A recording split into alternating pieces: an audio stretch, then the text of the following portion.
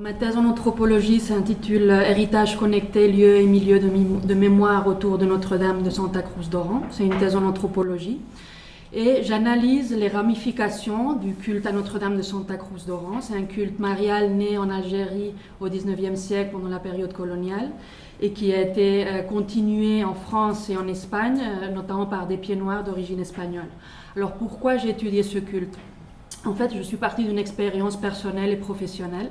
J'habitais en Algérie et je travaillais sur le patrimoine culturel. Et lorsque j'habitais à Oran, les habitants, ils me parlaient fréquemment des liens qu'il y avait à l'Espagne, des habitants qui étaient là. Ils me parlaient en espagnol, ils me récitaient des proverbes. Et moi, j'étais très étonnée parce que c'était une réalité que je ne connaissais pas, même ayant grandi dans le sud-est espagnol, dans une région très proche. Alors, je me suis demandé pourquoi j'ai jamais entendu sur cette histoire, qui étaient ces gens et où sont-ils ? Et comment puis-je étudier quelque chose de si intangible ? Alors je suis partie d'un lieu, c'était un sanctuaire chrétien du haut du sommet du mur Jajo à Oran qui traversait un sentier dont on faisait un pèlerinage. Et ça m'a attiré un peu la consonance espagnole de ce lieu qui s'appelait Santa Cruz, aussi bien par le fort que par la Vierge qu'il y avait et par la montagne dans son ensemble. Et j'ai ensuite découvert que ce lieu était transposé en France, à Nîmes, après l'indépendance algérienne. Et j'ai découvert notamment les travaux de Michel Bossan, qui s'est basé sur la théorie de Holbach sur la mémoire collective, en interrogeant comment ce lieu était devenu un lieu des groupes en exil en France pour recréer leur mémoire et leurs appartenances.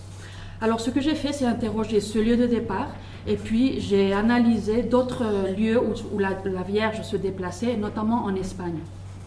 J'ai alors découvert tout un réseau de communication de longue durée, de très longue durée entre ces trois pays, l'Algérie, la France et l'Espagne, qui s'entremêlaient de voyages, de circulation, de recherches généalogiques de ces pèlerins et qui ont finalement conçu l'Espagne comme un territoire substitutif à l'Algérie dans le sens d'un paysage qui leur ressemble et qui est constitué aussi de liens biographiques de ces pèlerins.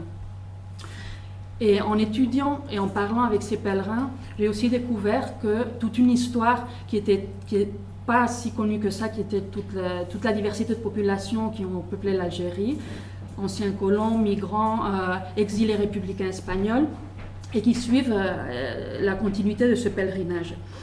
Donc, finalement, j'ai aussi analysé comment le lieu en Algérie, il est devenu aussi un lieu de mémoire et de patrimoine.